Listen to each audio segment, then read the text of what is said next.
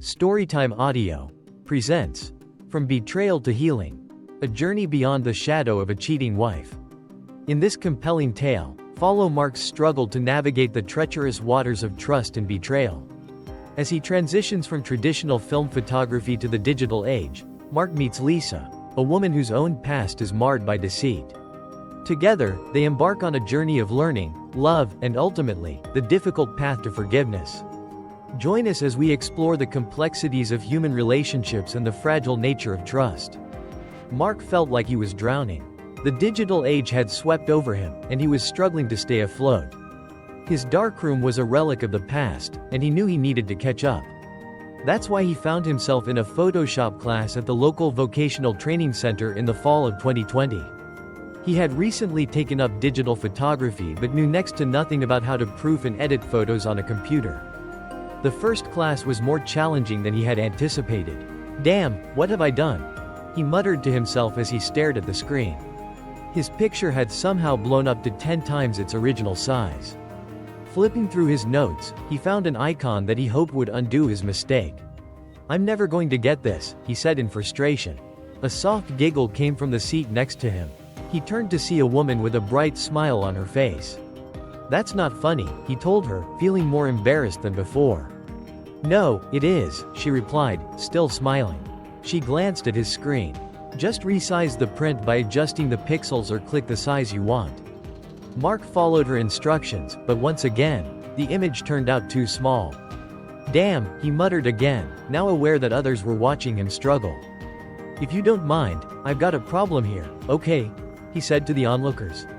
They turned back to their screens, but the woman next to him continued to giggle while working on her print. "I'm just glad my livelihood doesn't depend on my grade in this class," Mark groaned. He had never failed a class in his life, but now he felt like he was bombing. He looked over at the woman again, who was still calm and collected. "Why don't you relax?" she said. "I can walk you through it if you want, but you have to promise not to go crazy on me." Mark sighed. "Okay, I promise. But can I use a couple of swear words if it doesn't work?" She gave him a stern look. "No swear words. But if your brain explodes, it'll be your fault, not mine." For the next 20 minutes, she controlled the mouse and did all the clicking while Mark took notes and asked questions. "Why are you here? You seem to know almost as much as the instructor," he asked. "I have an older version of Photoshop, and it only cost me $50 to take this course. They're teaching the newest version, and if I see it's worthwhile, I'll pay $150 to upgrade.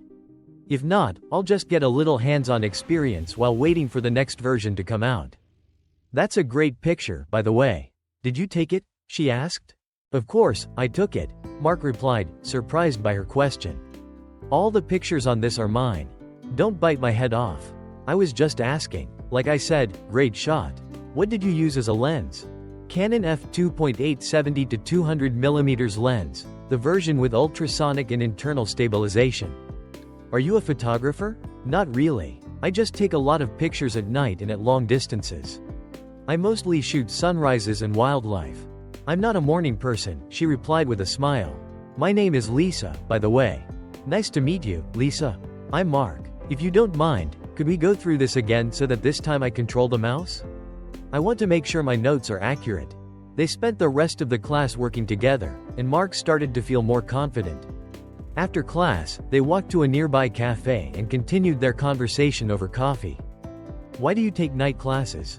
Mark asked. "I have a 7-year-old daughter at home. Her name is Ella." "Are you married?" he asked, noticing her left hand. "No, I'm not. I was married once before," Lisa replied. "But that's a story for another time when we have more than an hour to kill." Mark was intrigued by Lisa's story and spent the next few minutes trying to figure out her age. She looked to be about 22, but with a 7-year-old daughter, she had to be at least 25. He was 27, so he didn't see a problem. Mark was grateful for Lisa's help in class. The following week, he handed her a CD of his best work as a thank you gift. "It's a sort of thank you for all your help over the past few weeks. Believe it or not, at one point, I thought about dropping out." "You don't sound like a quitter," Lisa said.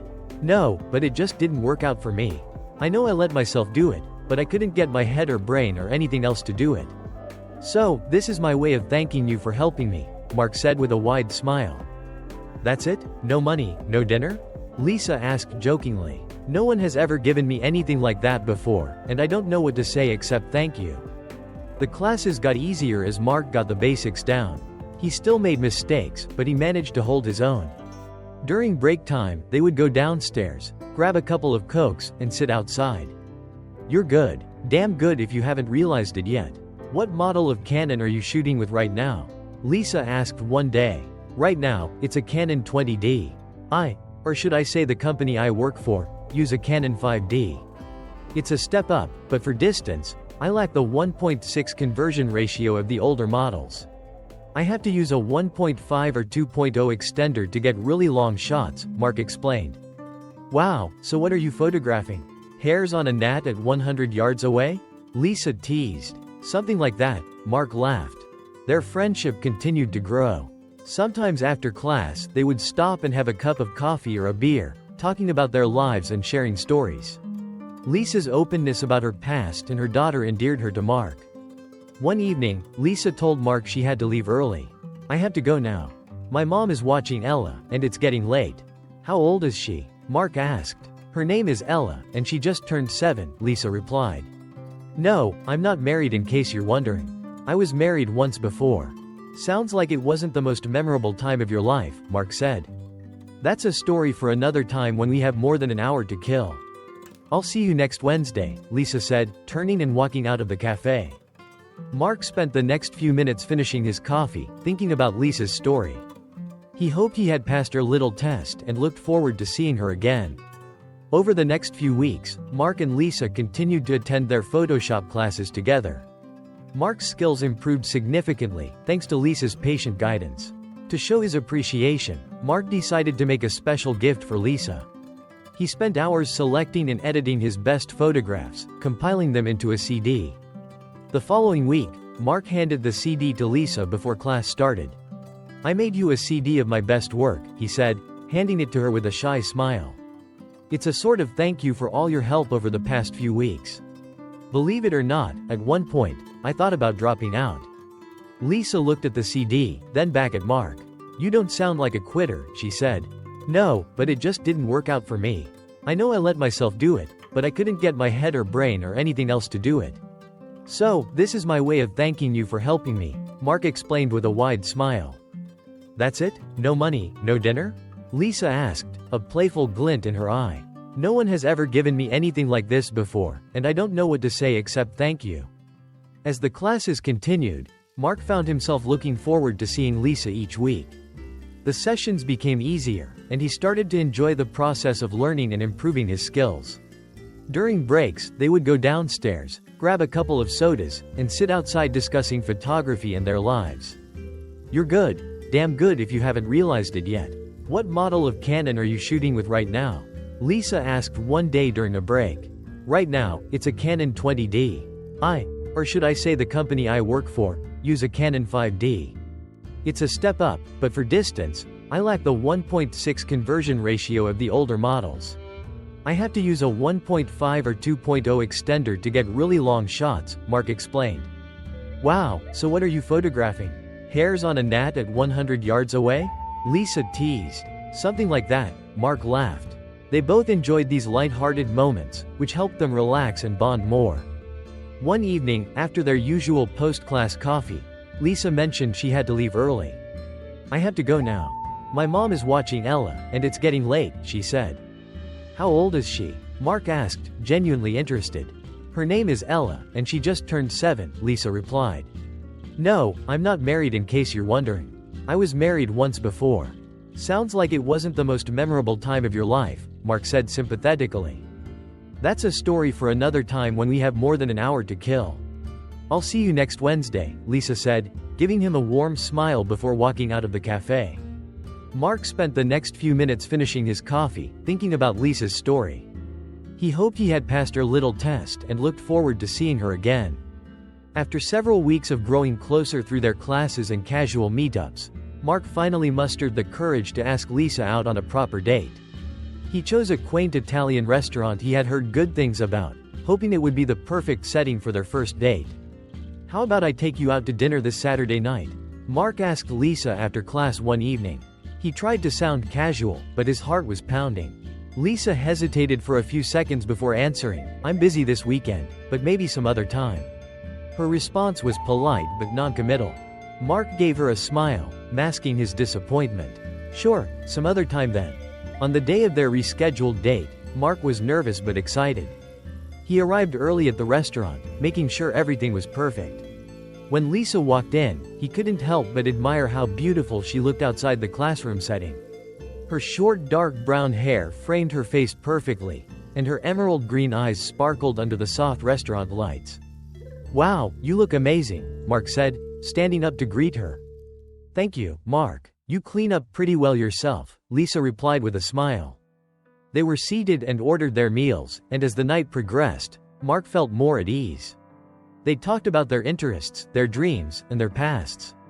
Lisa opened up about her previous marriage, explaining how it had ended badly. "My ex-husband was a cheating scumbag. We were married for 3 years, which was 2.5 years longer than he deserved. I caught him cheating one day and decided to give him a second chance, but he blew it. When his friend called one night to interrupt their date, I almost broke his neck.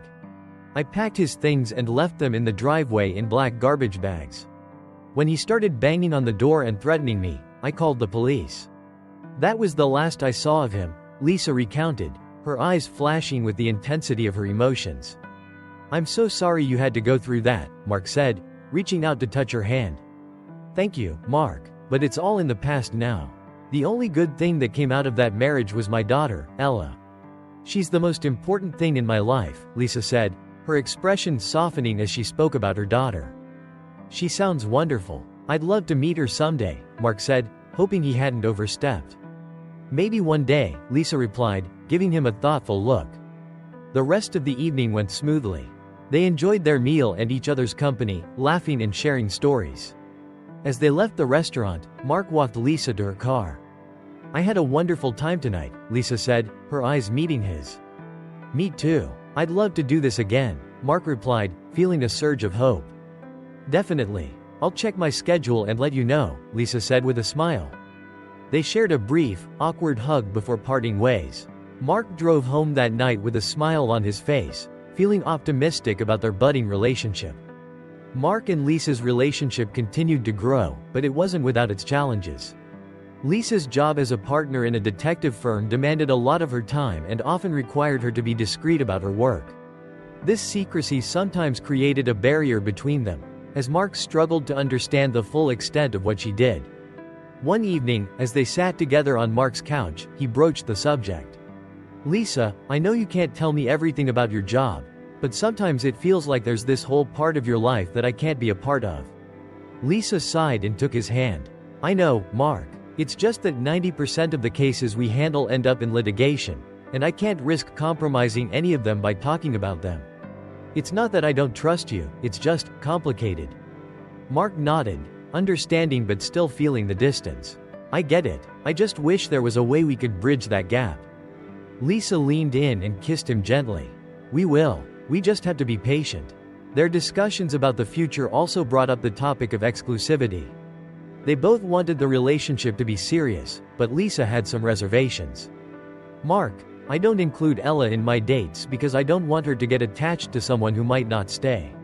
She's been through enough already," Lisa explained one night over dinner.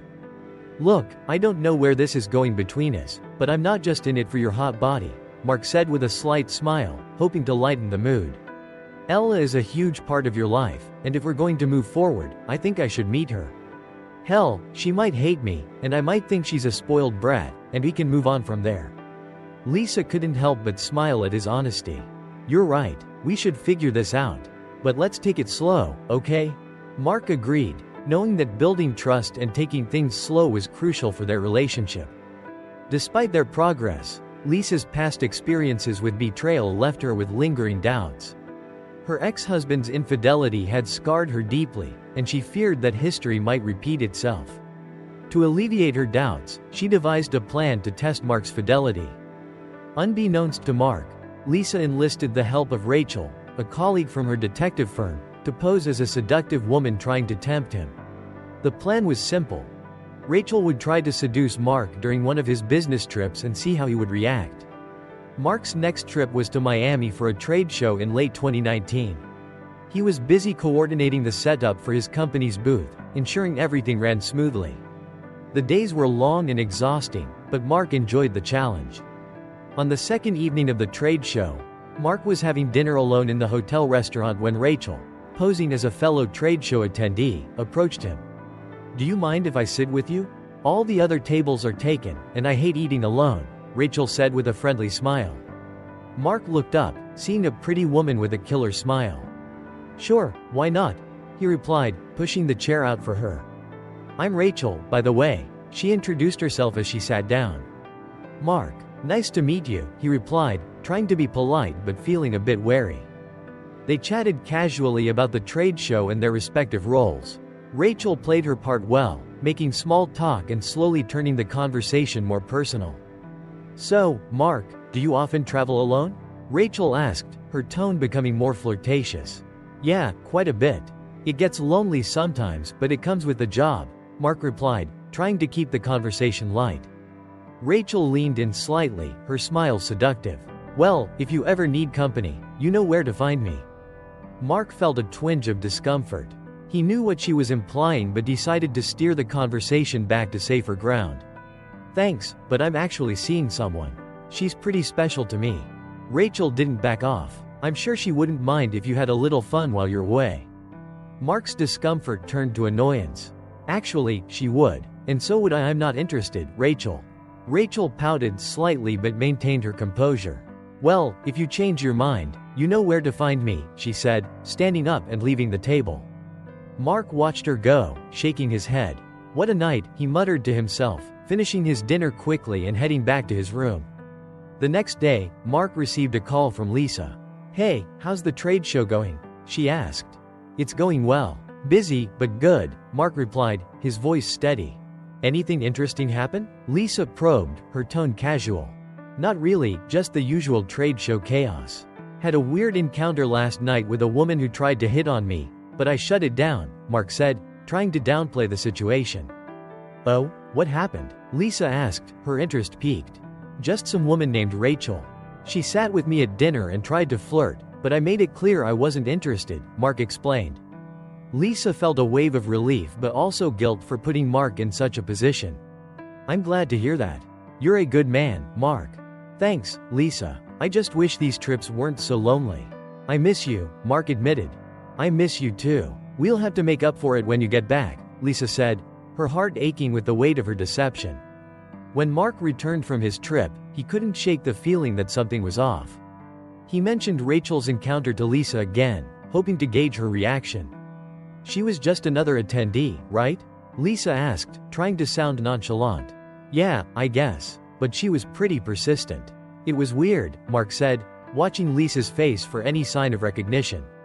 Lisa forced a smile. "Well, I'm just glad you stayed true. It means a lot to me." Mark nodded, but a nagging suspicion lingered. He decided to let it go, trusting that Lisa's past experiences were the cause of her occasional insecurity. A few weeks later, Mark and Lisa's relationship reached a turning point. Lisa couldn't bear the guilt any longer and decided to come clean about the setup. "Mark, we need to talk," Lisa said one evening, her voice trembling. "What's wrong?" Mark asked, sensing the seriousness in her tone. Lisa took a deep breath. "There's something I need to tell you. Remember Rachel?" Mark's eyes narrowed. "Yeah, what about her?" "She wasn't just a random woman at the trade show. She works with me. I asked her to test you, to see if you would stay faithful," Lisa confessed, tears welling up in her eyes. Mark felt a surge of anger and betrayal. "You did what? You set me up?" he shouted. "Mark, I'm so sorry. I just needed to be sure. After what happened with my ex, I had to know if I could trust you," Lisa pleaded, tears streaming down her face.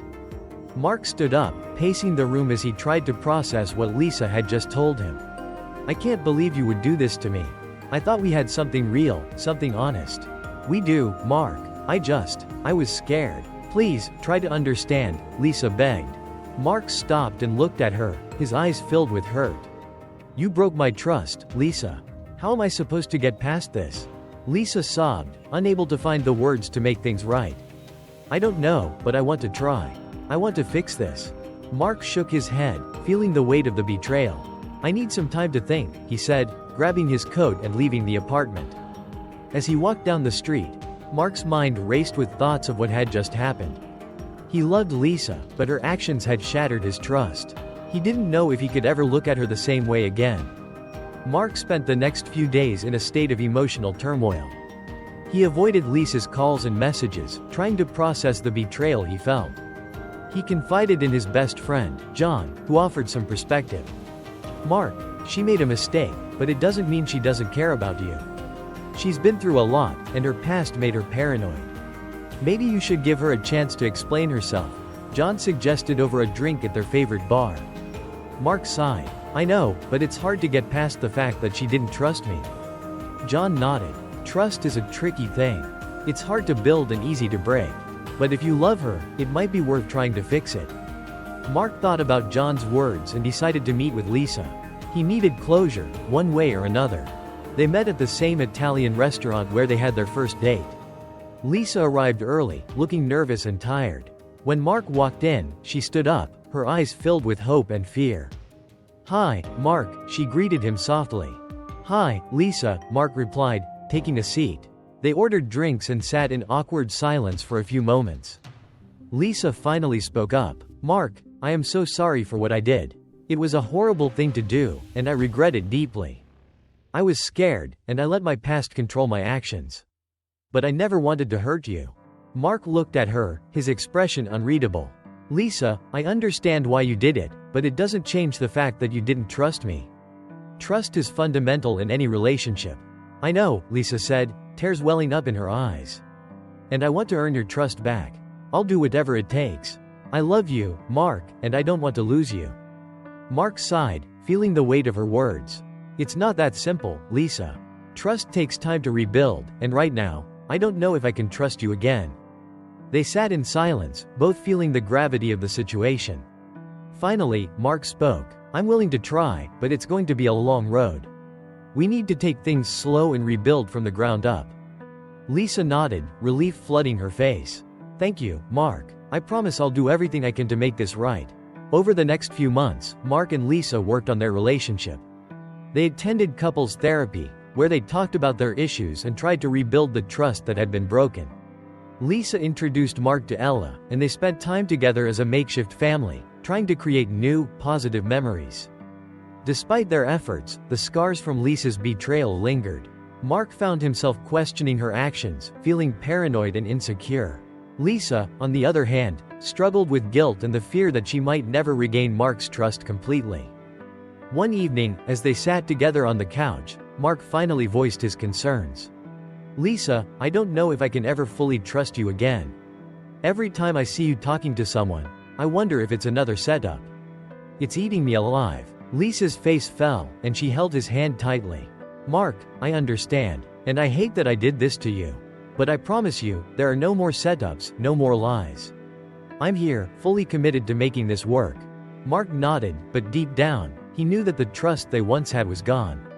He loved Lisa, but the foundation of their relationship had been irreparably damaged. As the months passed, Mark and Lisa continued to struggle. They had good days where things felt almost normal, but the underlying tension always remained. One day, Mark decided to have a heart-to-heart conversation with Lisa. "Lisa, I think we need to talk about where we're headed," Mark said one evening as they sat on the porch, watching Ella play in the yard.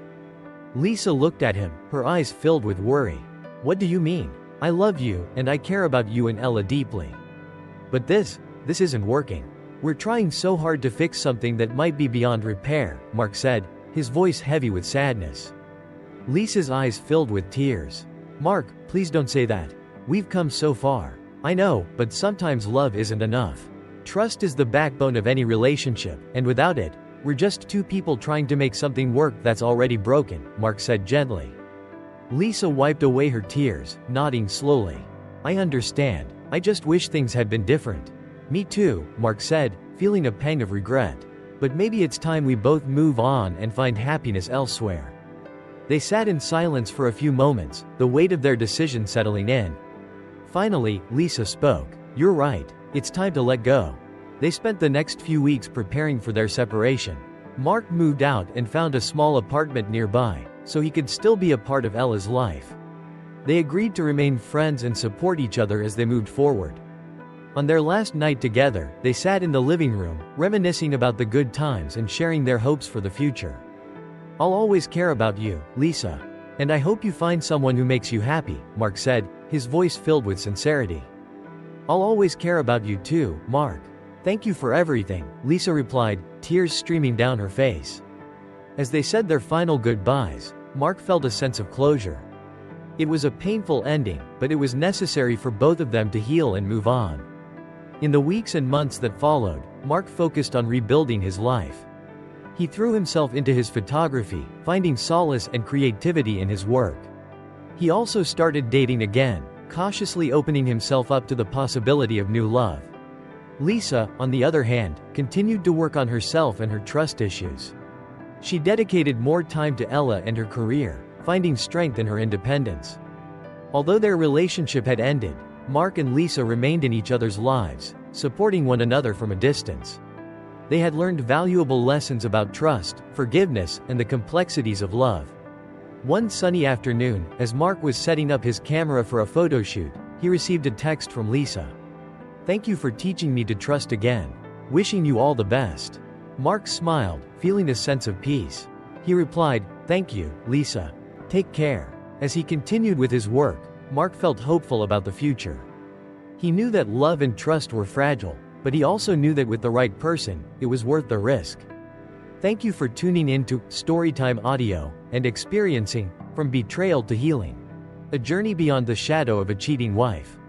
This story of Mark and Lisa highlights the deep wounds that betrayal can inflict, but also the incredible capacity for forgiveness and growth. As Mark and Lisa move forward, finding new paths and rediscovering trust in themselves and others, we are reminded that even in the darkest times, there is always hope for healing and new beginnings. Stay with us for more heartfelt stories that delve into the complexities of love, trust, and human resilience.